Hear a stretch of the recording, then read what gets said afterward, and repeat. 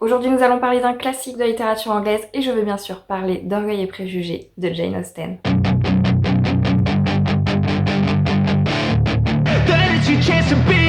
Hey kid, don't ever let them get inside your head. They'll tell you what to do in life instead of everything you know that you could get. Don't let them guide your life.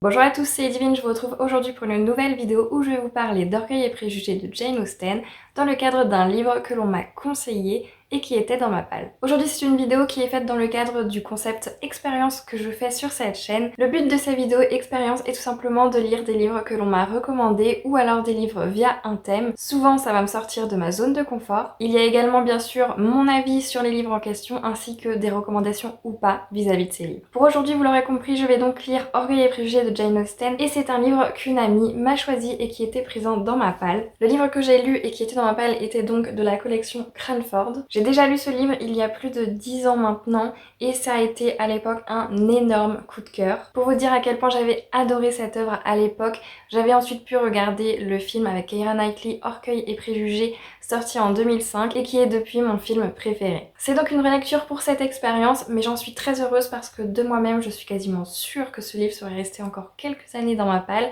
pas parce que j'ai pas envie de le lire, mais tout simplement parce que je l'aurais pas priorisé du fait que je l'ai déjà lu, que j'adore le livre, j'adore le film et donc j'ai encore l'histoire en tête. Pour la petite histoire, j'ai remis ce livre dans ma palle alors que je l'avais déjà lu tout simplement parce que cette édition, je ne l'avais pas lue précisément. À l'époque, j'avais lu une édition livre de poche ou pocket, je ne sais plus, avec l'actrice Keira Knightley sur la couverture. J'ai ensuite acheté ce livre et comme je n'ai pas lu ce livre spécifiquement précisément, il me fallait le remettre dans ma palle même si j'ai déjà lu l'œuvre. Aucun livre qui va dans ma bibliothèque ne passe pas par ma palle, même si je l'ai déjà lu, c'est-à-dire que si demain on me prête un livre, que c'est un énorme coup de cœur et que je veux le racheter derrière, il ira aussitôt dans ma palle et pas du tout dans la bibliothèque. Il faut d'abord qu'il soit lu, que ce livre précisément soit lu avant d'être rangé dans ma bibliothèque. Dites-moi si vous aussi vous faites ça ou si vous le mettez directement dans votre bibliothèque, que pour vous ça n'a aucune importance, que ce soit ce livre-là qui ait été lu ou pas.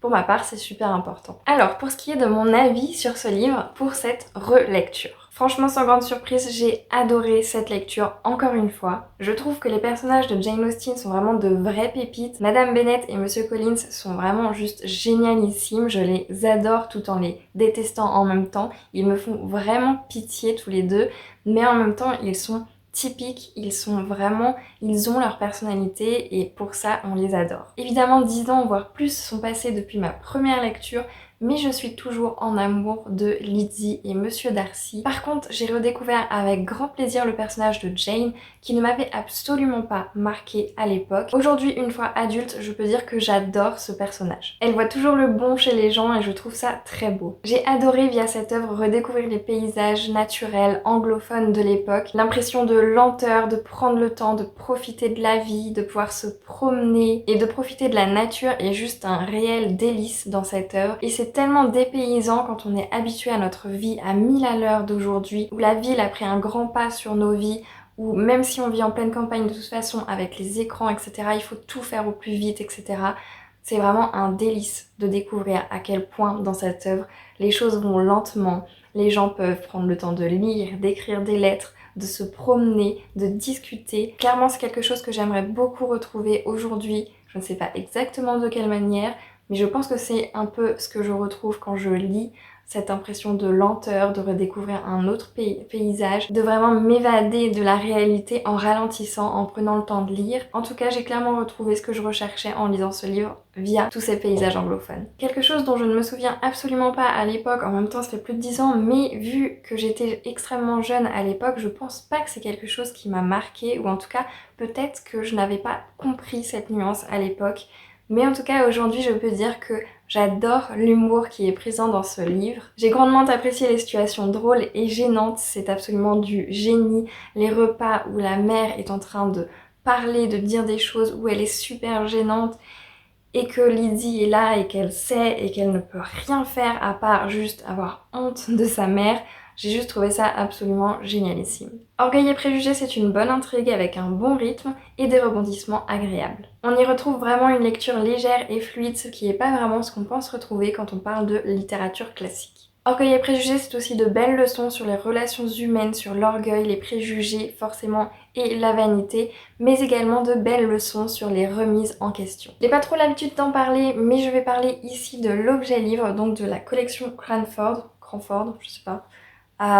Je suis assez déçue de cette collection et c'est assez marrant parce qu'au moment où je lisais ce livre, c'est le moment où je suis tombée sur plusieurs vidéos où les personnes justement dénigraient cette collection, dont une vidéo où la personne expliquait que forcément vu son prix, on ne pouvait pas s'attendre à mieux. C'est vrai, mais je pensais pas qu'il y aurait autant de coquilles dans l'œuvre. C'est-à-dire que c'est quand même une œuvre qui est tombée dans le domaine public. Limite, il y a juste à faire un copier-coller, donc je comprends pas pourquoi cette œuvre a autant de coquilles. Qu'il y ait effectivement une encre qui bave, des pages très fines, je peux le comprendre. Peut-être même une qualité globalement moins bonne, je peux le comprendre sincèrement. Mais c'est vrai que le fait de retrouver énormément de fautes de syntaxe et d'orthographe dans ce livre, j'ai pas trop compris.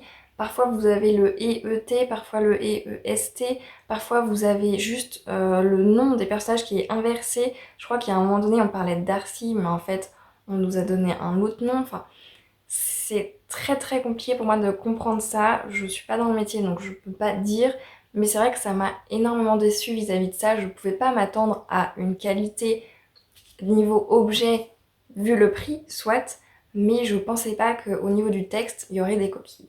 En tout cas, pas à ce point. Donc au final, vous pouvez les acheter pour votre collection si les livres vous plaisent, si vous les trouvez beaux, mais les achetez clairement pas en vous disant ça va être de la bonne qualité, ça va me faire plaisir de les lire et de les relire, parce que clairement, je ne relirai pas du tout cette œuvre dans cette édition, c'est sûr. Donc en définitive, pour moi, c'est un roman sentimental classique anglais que j'adore, que je recommande encore et encore. Concernant le but de cette vidéo et expérience autour d'Orgueil et préjugés de Jane Austen, le but est double, puisque d'une part je baisse ma palle, puisque ce livre était effectivement dans ma palle. Alors mon amie a choisi de me faire lire un livre qui était spécifiquement dans ma palle, mais elle aurait pu très bien choisir un livre qu'elle affectionne particulièrement et qu'elle voulait me faire découvrir. Ici donc, comme c'était dans ma palle, et bien premier but atteint, c'est baisser ma palle -1. Et le second but de cette vidéo expérience, c'est tout simplement de redécouvrir un classique que j'avais adoré à l'époque et évidemment savoir ce qu'il en est aujourd'hui. C'est donc pour moi toujours un plaisir de découvrir Orgueil et préjugés de Jane Austen. J'ai très hâte de pouvoir découvrir d'autres œuvres parce que jusqu'à aujourd'hui, je crois que je n'ai jamais lu d'autres livres de cette autrice.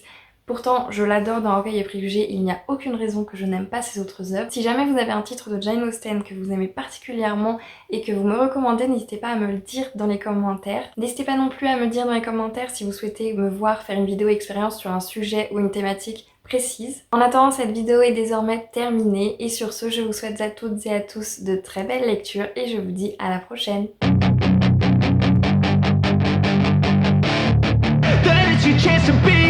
Hey kid, don't ever let them get it.